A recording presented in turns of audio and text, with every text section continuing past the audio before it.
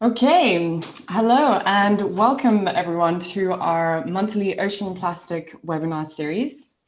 We hope that everyone is safe and healthy and in a comfortable place for this second wave of COVID.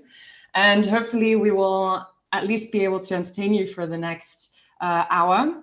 And as always, we have the Slido that is open for questions. So you just go to sli.do and the hashtag, the password to get in is OPW. And there you can ask any questions. And at the end of the talk, I will address them to Charlotte and we will go through the most liked ones. So if you see on the website, you can click on like for any questions that you would like to see answered. And those that have the most likes will be asked first. So yes, we are really pleased to invite Charlotte today. I'm just going to introduce her and then pass the floor over to Charlotte. So Charlotte Laufkötter is a marine biogeochemistry modeler, currently based at Bern University in Switzerland. Her research interests include marine plastic pollution, phytoplankton under climate change, the marine biological carbon cycle, and marine heat waves. In 2017, she was awarded with the Ambizioni Fellowship by the Swiss National Science Foundation, where she and her team developed models to simulate the input of terrestrial plastic into the ocean, subsequent transport and beaching of plastic particles, as well as interactions between the plastic and marine biology. So we are really pleased to have you here today, Charlotte, and please, you can now share your screen and the floor and the screen is yours.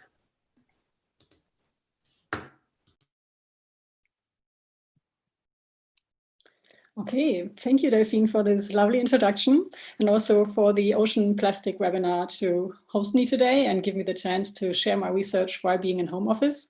Also, welcome to everyone who is listening online.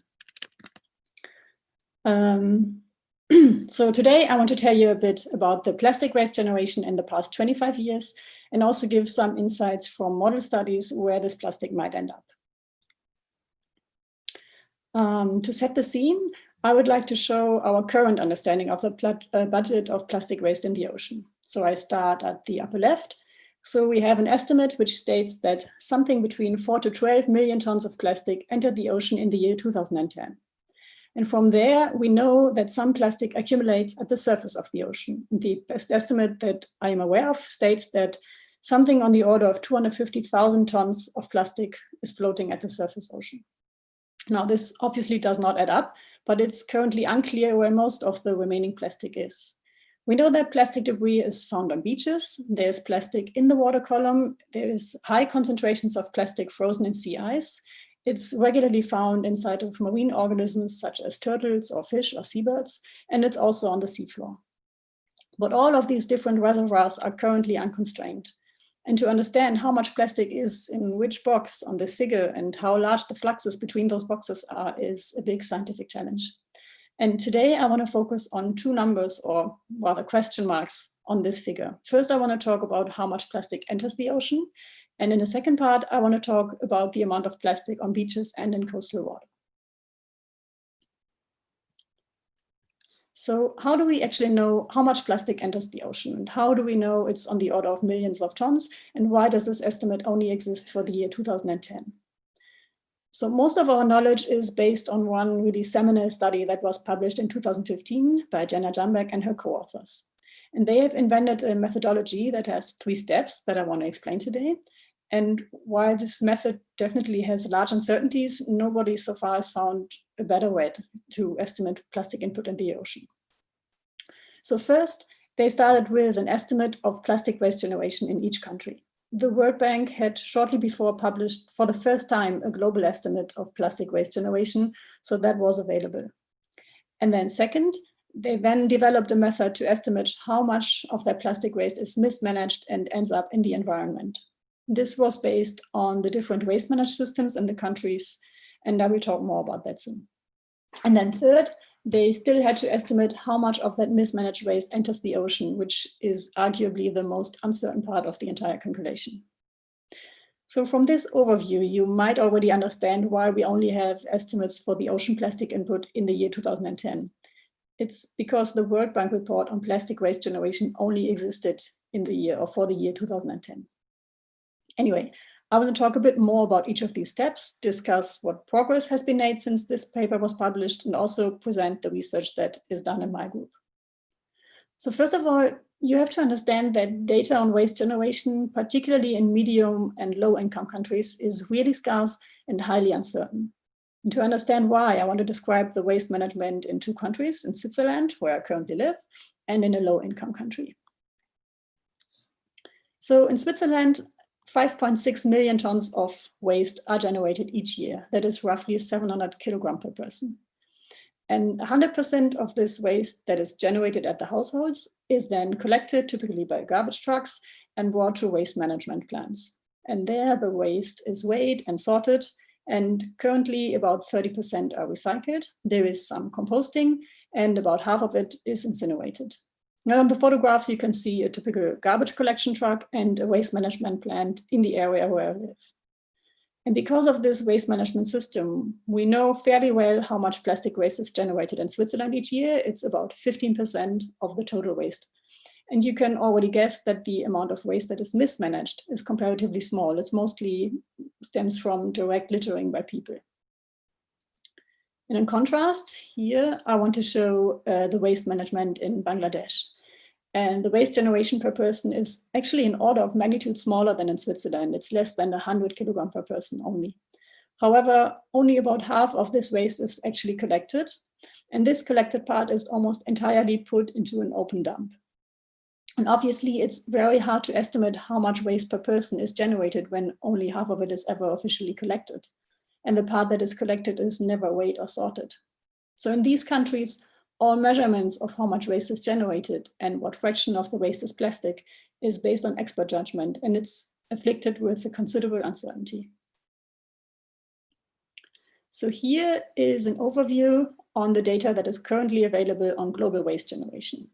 As I mentioned earlier, for the year 2010 and also now for the year 2015, there are reports from the World Bank that include data on waste generation, composition, and also management for almost all countries in the world. So for these years, we have a fairly comprehensive picture. But going further in the past, the information becomes quickly very scarce. There is a data set from the UN that reports the waste that has been collected at the households for some countries and for some years. So this data does not describe the total waste, only the part that has been collected, which in some countries may be less than half of the total waste. And it's also not a complete data set. A bit more than half of the data is missing. On the figure here, you can see for each country how many data points are available. The color describes the income class of a country according to the World Bank classification, and the saturation of the color shows for how many years waste estimates are available. So the green countries, for example, are high income countries, and typically data for almost all years are available. And while yellow and red are representing low income countries, and for these, usually only a few estimates exist. Now, there is a project in my group going on where we use machine learning to fill in the gaps of this UN dataset. The idea is to use socioeconomic variables that can be GDP of a country or the average energy consumption, and out of these information predict the missing waste observations. And for this, we are using two different machine learning approaches. One is linear mixed models and also random forests, to get more robust results and also to assess the uncertainty in our waste estimates as good as possible. And the result of this analysis is a full estimate of the collected waste in each year and for each country. So this is how it looks on the global scale. So the figure shows the collected waste in all countries summed together. And our model suggests that in 1990, a bit under 1 billion tons of collected waste existed. And then there is a roughly linear increase to about 1.6 billion tons in the year 2015. Keep in mind, this is only the waste that has been collected. There is a substantial amount of waste missing that is not collected. And we have evaluated the model as good as possible. And the median error on all known values that we've used to train the model is below 4%. Also, 90% of the values have an error less than 16%. And given that the waste data that we use to train the model is highly uncertain in itself, particularly in low-income countries, I think this is a very good result. We have to accept, though, that there are some outliers which have a large error. Now, we've put a lot of thought into how we can estimate the uncollected part of the waste and how we can estimate the fraction of plastic in this waste.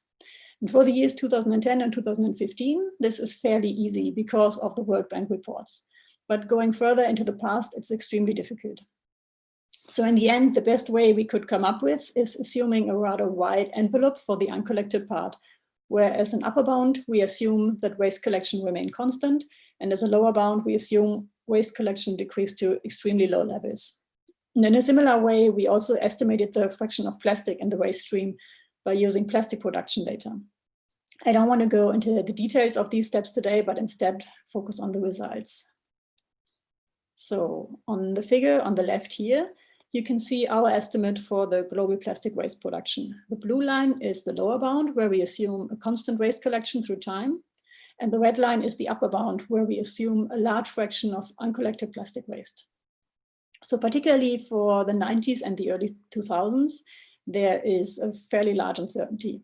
But anyway, our analysis suggests that around 100 million tons of plastic waste were generated in 1990, plus minus 50 million tons.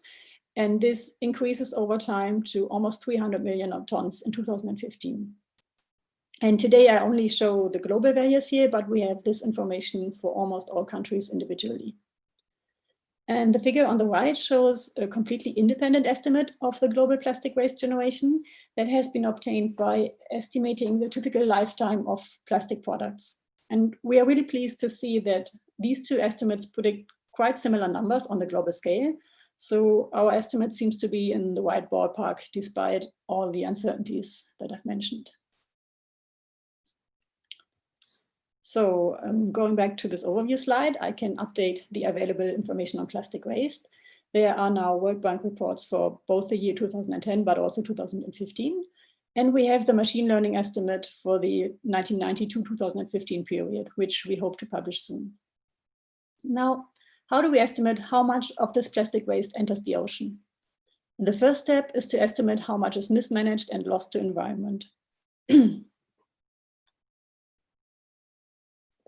So for a long time, the jam-bag method was the only estimate available and has been used by many follow-up studies. And the idea was to use information on waste management to estimate the amount of mismanaged waste.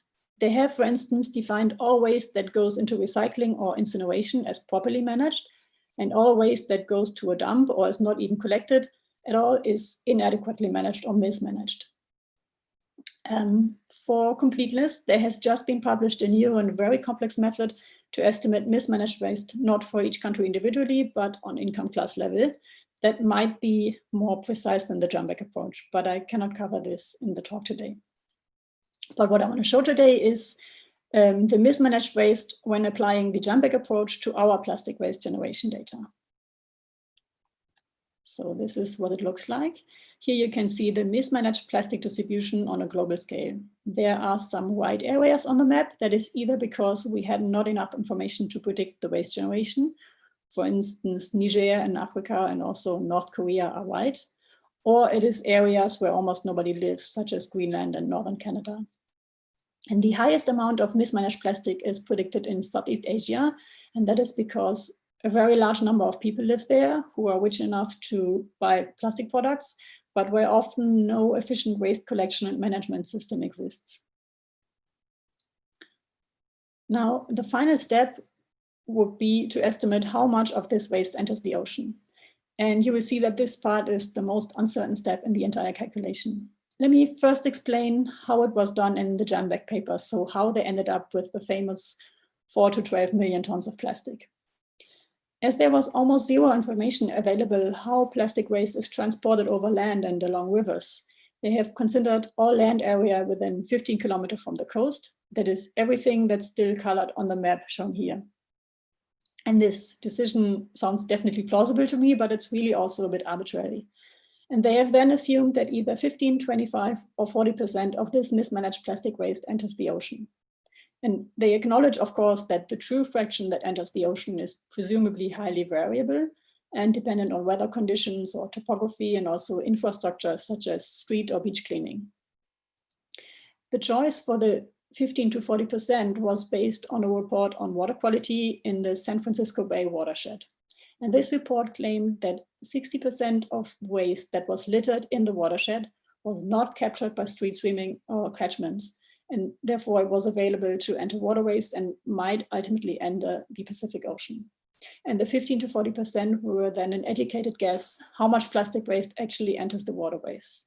But this number might very well be higher or lower globally. Really, what we would need here are observations right at the river mouth, measuring what fraction of the mismanaged plastic in fact reaches the ocean, and also a better understanding of plastic transport over land to see what fraction actually enters the waterways. Anyway, if we apply this approach to our mismanaged plastic waste estimate, we get these global values for plastic waste input into the ocean. The different lines here represent either the 15, 25, or 40% assumption. In 2015, we end up with the 4 to 12 million tons as estimated in the JAMBAC paper, and accumulated over time, that would be 26 to 91 million tons of plastic waste. But I think we really have to be aware that this is not more than an educated guess. It might very well be more or less than that. And up to today, the transport of terrestrial plastic waste over land is barely understood. There have been a few more studies since then that directly or indirectly dealt with this question, so I want to discuss them a bit. So first, there are several studies that estimate how much plastic enters the ocean via rivers using models, but also observations. And the advantage of these studies is that they could use measurements of plastic floating in actual rivers to evaluate their models.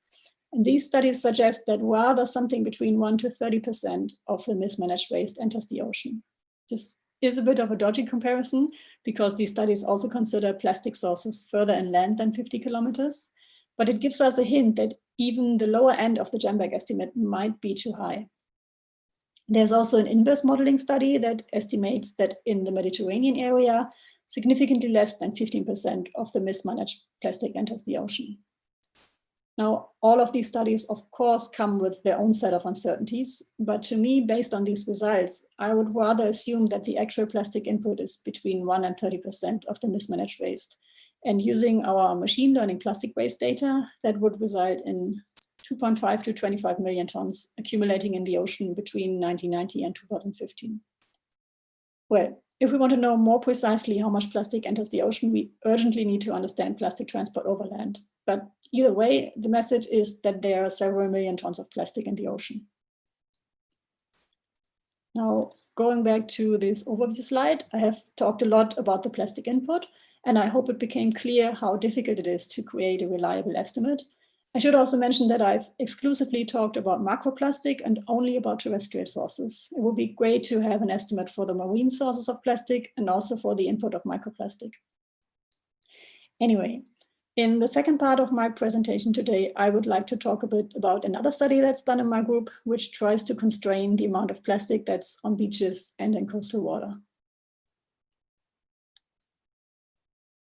So plastic is found on beaches regularly and all over the world. I think everyone who has been to the ocean in the last 10 years has seen plastic debris. There's plastic even in the most remote areas far away from human settlements. The photograph on the left shows a beach on Henderson Island, which is really far remote in the Pacific, and the amount of waste found there is impressive. Unfortunately, even though there are really many observations and many publications describing beach debris, it's currently not possible to infer the global distribution and the total amount of plastic that is on beaches. The reason is that most of these studies use different ways how the plastic is measured. Sometimes the weight of the plastic is reported, sometimes the number of items. Then there are different size classes considered. Sometimes standing stock is measured, sometimes the inflow of plastic. The list is long. And as a result, there is currently no estimate for on a global scale, how much plastic is on beaches, what this distribution looks like geographically, and where the plastic comes from. So I have a very bright PhD student, Victor Onink, who wondered what we can learn about beaching of plastic from a modeling perspective. And I'm going to show some of his results in the following. Let me first quickly explain the model setup that we have chosen. We represent plastic as virtual particles that enter the ocean along the coastline based on the lower end of the jump-back input estimate. The plastic is then transported by the ocean currents. For those who want to know the details, we are using the HICOM surface current reanalysis and at Stokes Drift from WaveWatch 3 hindcast. And the model we use is called parcels. Now, if a particle happens to be within 10 kilometers from land, it has a chance to beach. And this beaching probability is small, but increases the longer a particle stays close to land. And vice versa, a beached particle also has the probability to be resuspended into the ocean. I have a short video here that illustrates nicely how the model works. So in this video, the blue dots represent floating plastic, and you can also see the coastline slowly turning red, which represents beach plastic. The simulation started in the year 2010, and we are now about 1.5 years in. You can see slowly the garbage patches are starting to form. But before we analyze these results further, I want to explain a bit more how we have chosen the parameters for the beaching and the resuspension probabilities. So in general, the beaching and resuspension probabilities are not known at the moment, so we don't have a realistic value that we can use. So instead, we have chosen to run a large number of simulations in which we test a range of different beaching and resuspension probabilities in the hope that the true value is somewhere in the middle and that we get an upper and lower bound for the possible amount of beach plastic. In our parameterization, the beaching and also resuspension probability increases slowly over time. So the longer a particle stays close to the land, the more likely it is that it beaches. And for the beaching probability, we test a parameter which defines after how many days the beaching probability is slightly above 60%. And we chose parameter values between 1 and 100 days. 1 day is the lower bound where the particle basically gets transported straight towards the coast and beaches immediately. So beaching can hardly happen any faster. And then there are drifter experiments in which a large number of drifters beached after roughly a month. So that would be 30 days. And so we have chosen 100 days as a conservative upper bound. For the resuspension, there have been measurements of how long plastic items stay on a beach. So we have tested values between 69 and 273 days. So what does the model say? On this figure, I am showing what fraction of the total plastic in the system is beached. The black line on top shows the amount of plastic that enters the ocean. We put in plastic monthly during 2010 and then keep it constant. And the colored lines show the model predictions using the full range of beaching and resuspension probabilities. So first of all, the model reaches an equilibrium rather quickly. Already after 2 years, the beaching and resuspension balance each other out. So the amount of plastic on beaches stays almost constant. And second, the amount of plastic on beaches varies a lot in the different scenarios. Our model suggests something between 30 and 95% of the plastic entering the ocean is beached after 2 years. And we have then analyzed the relationship between the beaching and or resuspension probabilities and the amount of plastic on beaches and in coastal water further. And it turns out that the amount of beach plastic really depends on the ratio between those two probabilities. So on the figure here, you see the fraction of plastic on the y-axis, depending on the ratio between the beaching and resuspension probability that's given on the x-axis. And each symbol on the figure represents a different scenario with a different combination of beaching and resuspension probabilities. There are 3 different symbols. The crosses at the bottom here show the amount of plastic that is floating in coastal water, that is within 10 kilometers from the shore. The circles in the middle show the fraction that is beached, and the triangles on top show the sum of the cross and the circle, that is the fraction of plastic that is either beached or floating in coastal water. So to give you an example, low ratios on the x-axis here represent high beaching probabilities or low resuspension probabilities. So almost all of the plastic is beached in our model. And on the other side, high ratios on the x-axis here represent low beaching and high resuspension probabilities. So a much smaller amount of plastic is beached. And from this figure, you can see that while the amount of plastic that is beached varies a lot depending on the parameters, most of the plastic on average resides close to the coast in all scenarios. even in our one with the lowest beaching probabilities, here on the right edge of the figure, about 80% of the plastic is either beached or floating in coastal water. We then also wanted to see how this looks like geographically.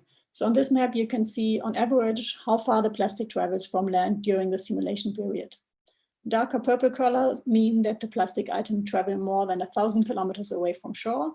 And this is the case, for instance, along the US East Coast and the Japanese East Coast, where strong boundary currents are, such as the Gulf Stream or the Kuroshio. Also, plastic from small islands often travels very far, which makes sense, as once the plastic left the island, there is no more coast downstream where it could beach. However, on the majority of coastlines, plastic does travel 100 kilometers at most, and often not even 10 kilometers. So really, a lot of plastic that enters the ocean stays very close to its entry point. Here, I would like to show you geographically how the distribution of beach plastic looks like. The highest levels of plastic pollution are simulated to be along the Southeast Asian coast, and to a lower extent, also the African and Mediterranean coasts. And the lowest levels of pollution are in the polar regions, and also Australia has comparatively low levels of plastic pollution, according to our model. And the figure is showing the result for a median beaching and resuspension probabilities, but really this distribution does not change much, no matter what parameters we choose. The total amount of plastic on beaching responds strongly to the parameterization, but not the distribution. However, this distribution closely resembles the distribution of the plastic waste that enters the ocean. And now, knowing that most of the plastic does not travel far, this makes a lot of sense. We've therefore repeated our analysis with a different plastic input estimate. We have used plastic input from rivers, estimated by Le Breton et al. In 2017. And the results are shown here. It's the same type of figure. To the left is the beach plastic distribution using the Janbeck input, and to the right, the Le Breton input. So here, while the pattern is still somewhat similar, the distribution in the Le Breton, using the Le Breton input, is more heavily biased towards the Southeast Asian countries. So really, it seems that if we want to understand where beach plastic is situated globally, we need to understand the input of plastic into the ocean better. Now we have to keep in mind, of course, that this is an idealized model. We don't assume any losses of plastic in the open ocean. We don't consider any beach cleanups or burial of plastic, which all could affect the budget. Also, so far we are using globally constant beaching probability, when in reality, the beaching probability presumably varies depending on wind speed or coast type or a variety of other factors. But at the moment, it's not known how exactly these factors influence beaching, so we don't really know how to parameterize it. But we have at least tried to explore a bit how strongly a geographically varying beaching or resuspension probability could affect our results. So on this map, you can see data from Luyendyk et al. And it shows what fraction of the coastline is sandy. So if it's a beach or something else, such as a rocky shore or a cliff. And as I said, we really don't know how this shore type affects beaching or resuspension. So we have simply tried two scenarios in which in the first, resuspension is only 75% as likely on beaches compared to not beaches, and another scenario where it's only 25% as likely. So really a strong difference in probabilities. And as it turns out, on a global scale, this has only a very small effect, interestingly. Here are the budget fractions again on the right that I've shown in the beginning. The circles show the fraction of plastic in the ocean that is beached. And the gray symbols represent a globally constant parameter, while the red and the blue show the scenarios where resuspension is less likely on beaches. Really, there is only a minimal deviation from the value that you would expect from a constant parameter, on the order of a few percent at most.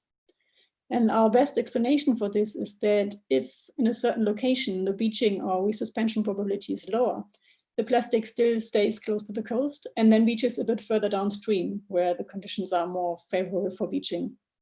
And of course, locally, this can have a big effect, but on a global scale, we see only a very small difference, both for the budget and the distribution. Now, before I finish, I want to talk a bit about model evaluation and the question how reliable our results actually are. And unfortunately, while there are many publications reporting plastic on beaches, they often use very different methods how the plastic was measured.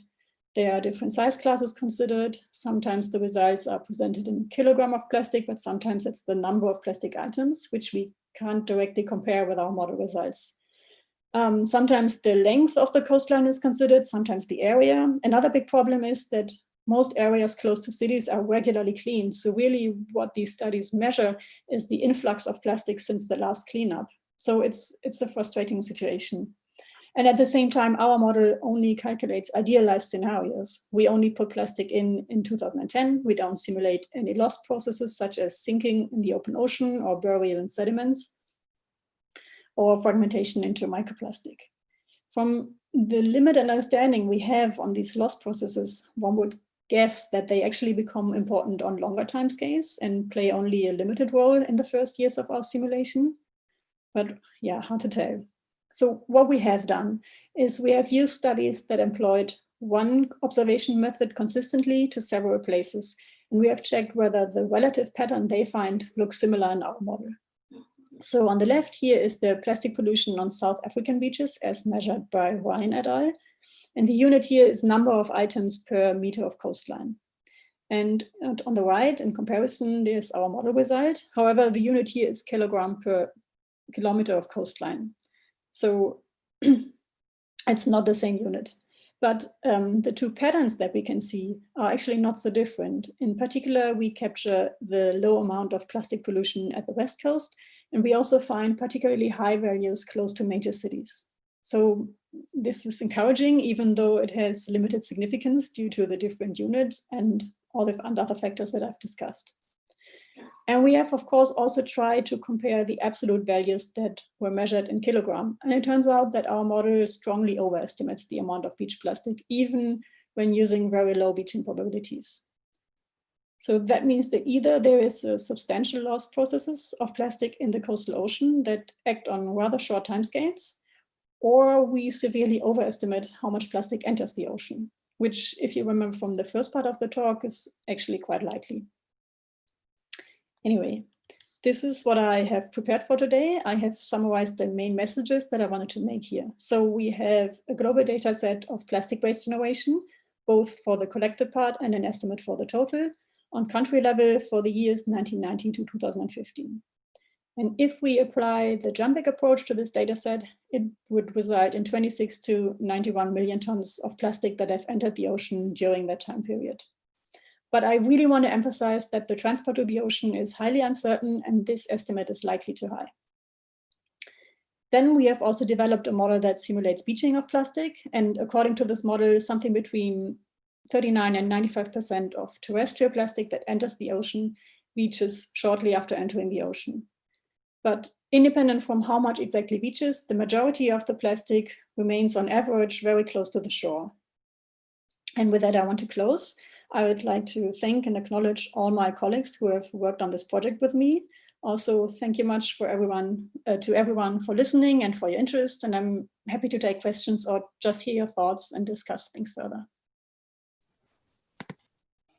Great, thank you so much, Charlotte. That was a super interesting talk, and it covered a lot on mismanaged waste and beaching, and lots of people have been putting up some questions. So if anyone else has questions, please go to sli.do and place the hashtag OPW. And there you can see the questions that people have already asked, and you can like the questions that you would also like to hear answered. So let's go to the first question. The first question is from Eric, who says, nice presentation, Charlotte. In your time series of mismanaged plastic waste, why is there no visible effect of the 2008 global economic crisis? Good question. I have to admit that I had limited time so far to analyze this data. So basically the answer is I don't know. I can only guess that I think there's also already not a dip in the plastic collected at households. And so while GDP is one of the predictive variables we use, it's not the only one. So maybe we are missing something there. But on the other hand, a lot of the plastic waste comes from high income countries. And for these countries, we actually have the actual values. So we are not guessing anything there. I guess that's all I can say at the moment. Yeah, it could be interesting to see if there are any kind of results that have, or any studies that have specifically looked at that time period, and see if there's something missing in, in the data that's available. Or yeah. Okay. Cool. Thanks for that. The second question is from Takunda, who asks, how did you define mismanaged? So in South Africa, the Jambek definition led to an overestimate of plastic flows into the ocean. Yes. So really what I've presented in this talk is exactly following the Jambek approach.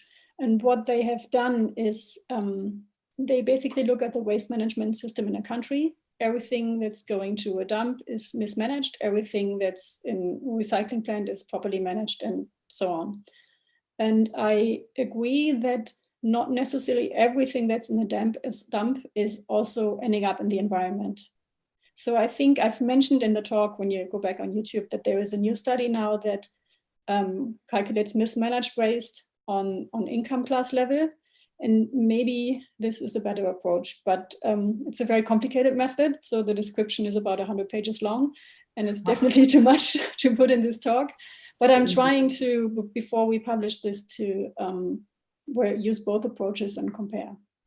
And I agree that the Jambek approach that might lead to an overestimate of mismanaged waste. Do you know any studies that have actually tried to compare the two methods, or is it too new to? Well, it really came out, I think, 2 months ago or something. It's really very new. But they write in the study themselves that they've compared the values, and apparently they are on a similar order of magnitude, which surprised me, but then I haven't really looked at all the details. Yeah. Cool. Very interesting. Okay, so the next question is, do you have any estimates from the satellite data, for example, of the amount of macroplastic that comes from the ocean? So, for example, ghost nets. I think this question relates to where you said that you were just focusing on the terrestrial macroplastic. Yes. And the fact that, there are some estimates that show that the ghost nets are actually the largest component of the ocean plastic. So would this be, something that would change the results? So could this change the amount of beaching, for example, the estimates? Okay, that was several questions at once. So first of all, no, I have not worked myself with estimates from marine plastic input at all. It would be great if we could have satellite estimates of that. I'm not sure, really, I'm a bit out of my range here, but as far as I understand, the satellite resolution on land is usually a lot higher than in the open ocean or on a global scale. And I know that there's people working on estimating plastic from satellite, and I think it works even with smaller pieces of plastic up to, I don't know, still visible size, obviously. But I think this cannot be directly applied to open ocean because the resolution of the satellite is different. But anyway, that's all I know about that. Regarding your question, if this can affect beaching of plastic, yes, it can, of course. I think particularly smaller islands that are lying within ocean currents should also, and they also report receiving plastic from like discarded fishing gear and stuff like that. On the other hand, our model suggests that most of the plastic that comes from land stays close to the land, and vice versa. I think a lot of that has been lost in the open ocean has also a small chance to reach the continents. But I'm a bit guessing right now, so we should double check that. Yeah. Cool. Then Audrey is asking, what would be your recommendations for unifying beaching measuring methods in order to have the best possible input for your studies? Okay, I can only answer this from my perspective, from a modeling perspective, what would be best. And it would be great to have, first of all, the plastics separated from other materials. So often they are reported together, and then for me, there's no way anymore to see how much of the debris was actually plastic. Second, we need the weight, not the number of items. We cannot model number of items at the moment, so then it's not possible to use it for comparison. Third, I have a big wish list now. And I think it's important to know over what area this plastic was measured.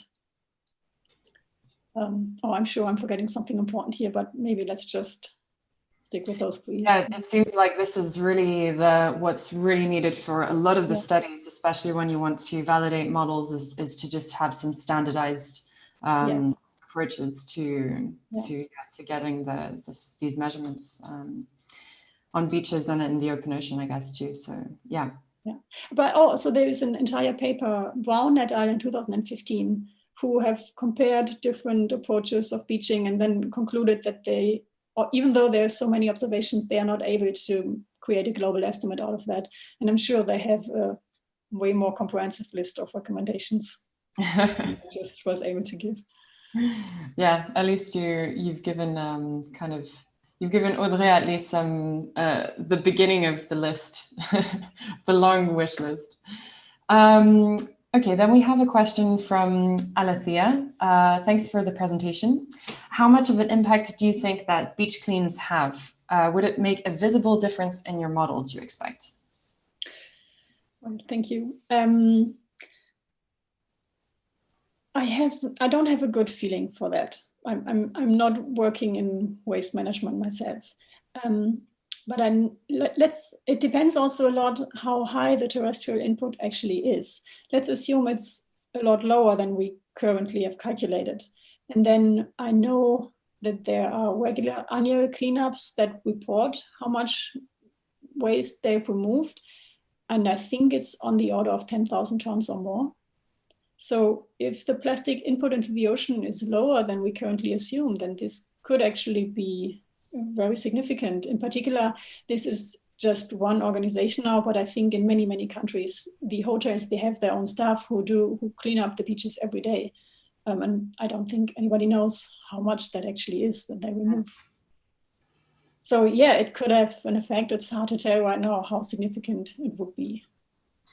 Something else that should certainly a cheap way to get plastic out of the ocean in comparison to going out and trying to getting out in the middle of the ocean. Yeah.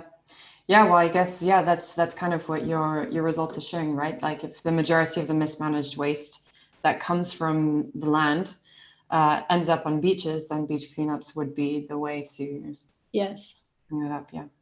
Or river mouths also seem very promising to me. Mm-hmm. For sure, yeah. Although then if we already talk about what's the most efficient way to stop this, I think it's important also to, I mean, a lot of this waste comes from countries where not really a good waste management infrastructure exists. Yeah. And I mean, what good is it to clean the beach when then you have no place to put the plastic to? So I think this is the best way to invest. Yeah, for sure. I agree. Okay, so the next question is from Delphine Dobler. So thank you very much for your presentation, Charlotte. It was very interesting. I have two questions. So her first question is, did you take into account tides? We did not. Okay. It would be very nice to do so. We weren't really sure how to parameterize this, and B, we didn't really have data estimates for the tides on the high enough resolution on a global level. Mm-hmm. I would think that over time it should average out, maybe, that it's particularly important on short scales. I know that there are papers looking at this and also working on theoretical models who have tried to incorporate tides. This is something we would like to look at in a follow-up, but for this estimate right now, it does not have any tides. Okay. And her second question is, how is the coastline defined in the beaching assessment? Well, basically the model is on a grid. So for each grid cell, we know it's either ocean or land. And the edge between those two grids, this is the coastline for us. So the model does not see the actual real coastline that exists in the world. I'm not sure if I've answered the question. And what was your resolution again for the coastline? It's a 1/12 of a degree. Okay.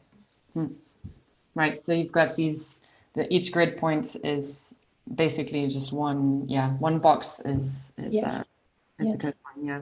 I think you showed in one of those slides, you know, assumed in one location of the coastline, and okay. Cool. So I hope that, Delphine, that answers your question. So then Matthias Egger asks another question. So he says, fantastic work. Does your beaching model also include removal of floating plastic, fragmentation burial? I think you probably answered this after he asked it. It does not. If not, how would this impact your results? Yeah, so fragmentation is one of the processes that could, on beaches at least, act on a shorter time scale. Really, I don't know if that's the case, but I could imagine it is. And that could maybe remove a lot of plastic from the coastal areas, or at least maybe not remove it, but transform it into a size class that we don't immediately see it anymore. This is one of the few explanations I have how our model can overestimate so much. Yeah, it's a very interesting question, and we hope to do more research. Yeah, and I guess burial, that would kind of be a similar thing. It would depend on the amount of plastic that sinks and reaches the. Yeah. Oh yeah. Mm-hmm. Okay, and then another question from Anonymous. Does the windage effect, could the windage effect change the results on the beaching? So we've decided to add Stokes drift to the current data, and as this already include in a way the effect of wind, we have not added an extra windage term. We haven't run any tests though, if like what the difference would be. So I don't know. Again, there are studies. Catherine Quitchell has K Quitchell, yes, who has looked at, well, she has, in a theoretical sense, looked at different factors that could affect beaching, such as the wind, but also I think also tides and others that I don't have on top of my head. So this is something where we could look for answers. Okay, great. And now Louise is asking. Lots of I don't knows from my side. No, but obviously, you know, with all this modeling work, you have to start somewhere, right? So it's always you decide which parameters you're looking at and the data that's available. So you know, it's just good to know what's included and what's kind of right. Yeah, I think it's very important to be very clear about how the results can be interpreted. Yeah, yeah, and I guess there are some things that you might have tested, but you know that aren't shown here. So yeah, these are all very good questions. Okay, so Louise now asks, your work on plastic beaching seems to focus on models. Have you confronted your results with field observations? So I guess this is kind of continuing on what you were discussing about South Africa and Peter Ryan. Yeah. Yes. Should I repeat that, or? I mean, or if you've, I guess if you've done any other work where you've looked at any other regions where you compare and validate your model to. Well, it was possible only to a limited extent. So there is a data set for almost all of the Australian coast that has been measured in the same way like the Peter Ryan study. And so it depends a bit on what input scenario we are using. There was one test where we actually matched this pretty nicely, and we thought, oh, great, this is looking good. If we're using the JAMBAC data, then we overestimate the upper east coast of Australia. I think we have too much plastic flowing in from the Indonesian archipelago. Yeah, we have then also there are studies at different sites in the US that also measure plastic in weight, where again we are overestimating, but we had the similar ratio. And then I think we were wrong on the Hawaiian Islands, and our explanation for that was that I think there is a larger fraction of marine plastic that beaches there that we, of course, we don't have in the model. So that would be an explanation for that. Okay, cool. Yeah, and are all of these kind of validations with the observations part of the paper? That's yeah. Okay. Yeah, we discussed that as good as we can. Yeah, very interesting. Cool. Okay, so now we have Cleo that is saying the field has maybe used an overprediction of the plastic entering oceans. Should we perhaps lower or correct modeling studies that are based on it as well? I think we have to be aware that that the 4 to 12 million tons that most people use, that this is a possible scenario, but the true input is not necessarily within that range. It can be lower, and I think we have to keep this in mind when we have to discuss this. I think it's also possible to do model studies with a lower input. I'm not sure if in every case this has to be the case. Right. I mean, I cannot, it's not proven wrong. It might be correct. It's very much work in progress. Yeah, and it could be that it just kind of extends the uncertainty range, you know, like the error bars around that estimate. Yeah. Or that people have kind of include different scenarios, you know, like the lower bound is kind of what these new estimates that are coming out. So yeah. Okay, and now we have a bit of a different type of question. Is this work being funded or shared with some governments or other NGOs that I guess can do something about this, the amount of plastic that's being beached and these estimates on the mismanaged waste?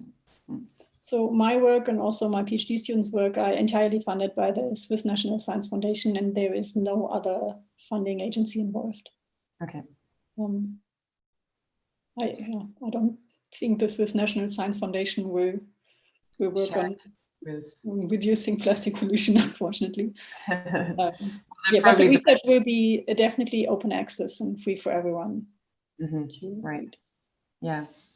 Yeah, I guess the Swiss have their recycling pretty much down to, as in they recycle the majority of the waste. I've heard that it's a very strict system there. You can there's definitely not much mismanaged waste here, yes. Yeah. Okay, and well then Delphine just replied saying that you answered the question on the coastline. Thank you.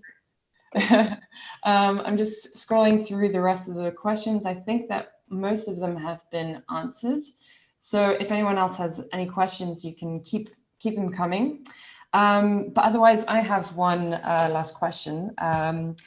That is, so, you know, this webinar series that we've started, we want to try to see where the collaborations are maybe could be improved. So is there any are there any other type of scientists that you wish that you could work with and improve these estimates, or, you know, the fact that you could maybe, I guess if it's kind of validation of the model, or if it's including more input into the model, where do you see the kind of future work going? Yes, in general, yes, I would very much like to speak to people working on this problem from different perspectives. And that's also one of the reasons I'm very grateful that you gave me the chance to present today, so that I can reach out to people even though we can't really travel to conferences at the moment. Obviously, science can be a slow and tedious progress. So for the work that I've showed today, it's close to completion, both projects. But going to the future, yes, I have collaborations with several people going, and I'm very open to, please contact me if you want to work with me, yes. Or if you just have comments on how we should do things or improve things. Yeah, for sure. And yeah, I guess, is there anything else that you would like to mention as kind of a closing comments, or anything that you would like to mention about what you're currently working on, or Nothing specific. Thank you everyone for listening. That was a pleasure for me. Thank you for also being interested in this problem, and maybe some of you will help mitigating it in some way. As I said, if you're interested in working with me, please contact me. Thanks again for sharing me today. If you're asking me for important future work, then, well, as I showed on, I think, my very first slide, there's many more open boxes currently that we can't constrain, like how much plastic is in marine organisms, how much plastic is in sea ice. All very important questions. Yeah. Great. Okay, well, I think then we will leave it at that. I would like to thank you so much, Charlotte, on behalf of the Ocean Plastic webinar series, for being available today and for sharing your work and for being so open to collaboration too. And yeah, we would also like to say that we already have our speaker for next month. So it's François Galgani from Ifremer in France, and that will be on December 8th, same time, so 11 a.m. For Paris time, CET. And yeah, we'll send out all those emails and those Twitters close to the time. But I think that's all for today. So thank you so much again, Charlotte, and we'll see you all in a month. Great. Bye. Looking forward to next time. Yes. Bye. Bye.